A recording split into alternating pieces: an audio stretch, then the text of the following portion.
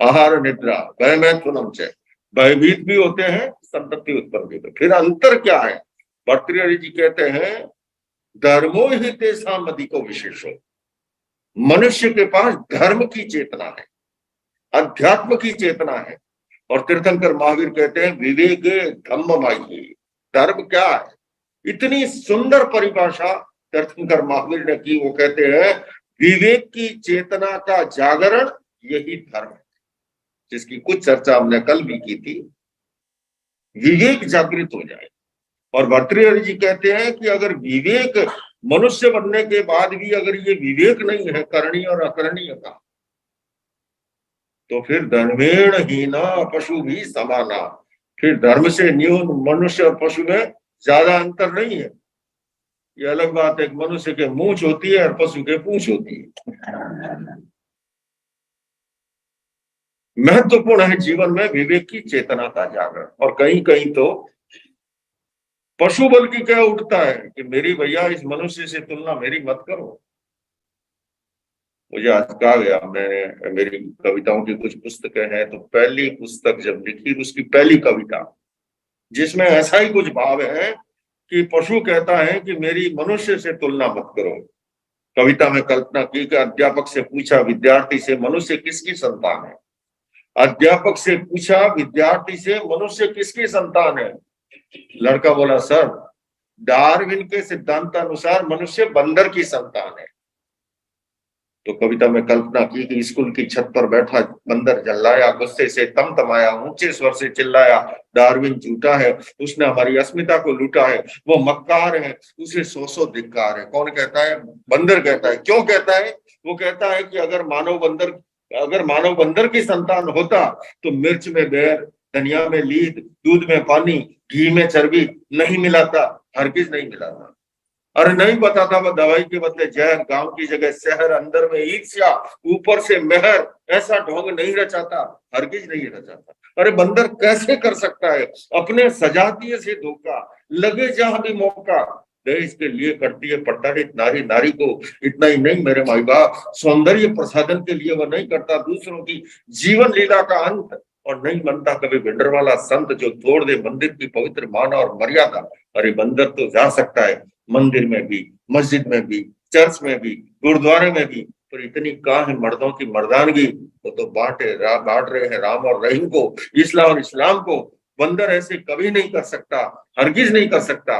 वो डकैती, हत्या, जुल्म, बलात्कार, तस्करी, मुनाफाखोरी, हवाला कांड, यूरिया कांड नहीं कर सकता। इसलिए मनुष्य उसकी संतान नहीं हो सकता, कभी नहीं हो सकता, हरगिज नहीं हो सकता। तो कभी कभी तो पशु क्या उठता है। बंधुओं और बहनों, महत्वपूर्ण है जीवन के अंदर आदमियत का भाव, इंसानियत का भाव, मानवता का भाव। वो है तो निश्चित रूप से मनुष्य जीवन अपने आप में एक ऐसा दुर्लभ तत्व है। हम सौभाग्यशाली हैं कि हमें मानव जन्म भी मिला। दूसरा मार्गदर्शन करते हैं तीर्थंकर महावीर, मानव बनने के बाद में मानु सत्तम सुई सत्ता, धर्म के श्रवण का अवसर ये भी भाग्य और सौभाग्य से मिलता है। व्यक्ति अन्य अन्य कामों के लिए समय निकाल लेता है, पर धर्म के श्रवण का अवसर अगर भाग्य और सौभाग्य नहीं है तो उपलब्ध होता नहीं है। डे और नाइट का मैच हो, वानखेड़े स्टेडियम में रात भर जाग करके मैच देख देगा, सुबह उठे तो आंखें आलू बुखारे की तरह भले क्यों ना है। लेकिन धर्म के श्रवण की अगर अवसर बात कहें तो व्यस्त बहुत है, क्या करें। अरे बंधु और बहनों, व्यस्त होना बुरा नहीं है, अस्त व्यस्त होना बुरा है। निकम्मे और निठल्ले लोगों से कभी कुछ आशा नहीं की जा सकती, व्यस्त व्यक्ति ही। तो धर्म के श्रवण का अवसर भी दुर्लभ है। पर साथ में मैं ये भी कहूंगा कि श्रवण का अर्थ केवल दो कानों से सुनना नहीं। अब ये हमारी प्रकृति की कठिनाई है कि प्रकृति ने हमको कान आमने सामने दे दिए। अब एक से सुनते हैं, दूसरे से अगर ऊपर नीचे होते तो संभावना होती कि अंदर घुसता, थोड़ा अंदर उतरता और फिर कुछ स्पर्श करके। पर प्रकृति की कठिनाई। पर बंधुओं और बहनों, वास्तव में अगर सुन ले तो अनेक प्रवचनों की, ग्रंथों, पंथों की जरूरत ही नहीं। अगर सुनने की कला अगर आ जाए आई थी। जैन कथा साहित्य का प्रसंग है, आपने सुना होगा, खावच्चा पुत्र का। एक छोटा सा बच्चा था, खेलते खेलते छत पर चला गया, देखता है पड़ोसी के घर के अंदर बड़े गीत गाए जा रहे हैं, सबने रंग बिरंगे कपड़े पहन रखे हैं, शहनाई बज रही है, धुन बज रही है, मिठाइयां बांट रहे हैं। छोटा सा बच्चा जानता नहीं कुछ, दौड़ के आया वापस और जाकर के माँ के आंचल से लिपट गया, पूछा माँ माँ क्या बात है, आज पड़ोसी के घर के अंदर क्या हो रहा है ये सब। माँ ने कहा बेटे, वर्षों की मान मनोती के बाद पुत्र रत्न की प्राप्ति हुई है, इसलिए सभी गीत गा रहे हैं। उसने कहा माँ मुझे है ना वो गीत बड़े मीठे लगे, बड़े अच्छे लगे, मैं फिर सुनूंगा। यूं कहते हुए फिर छत पर पहुंचता है, कान लगा के सुनता है, गीतों की धुन तो बज रही थी, पर इस बार धुन बदल गई। जो पहले अच्छी लग रही थी अभी वो कर्कश लग रही है, अच्छी नहीं लग रही। दौड़ के माँ के पास आया कि माँ माँ अभी जो गीत गा रहे हैं वो अच्छे नहीं लगते। माँ ने कहा बेटा अभी गीत नहीं गा रहे हैं, अभी तो सभी रो रहे हैं। बोले रो रहे हैं क्यों? बोले जो बच्चा जन्मा था वो चल बसा, वो मर गया, इसलिए सभी रो रहे हैं। तो इसने कहा माँ मैं भी मरूंगा क्या? और मैं मरूंगा तो तुम भी ऐसे रहोगी? माँ ने कहा अरे ऐसा नहीं बोलते, तुम क्यों मरेगा, मरे तेरी अल्लाह वाला।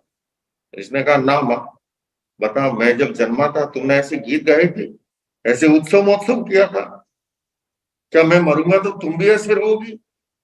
माँ ने होठों पे हाथ रख दिया, बोले बेटा ऐसे नहीं बोला करते। इसने कहा ना माँ मुझे बता, क्या मैं मरूंगा क्या, और मैं मरूंगा तब तुम भी ऐसे रहोगे?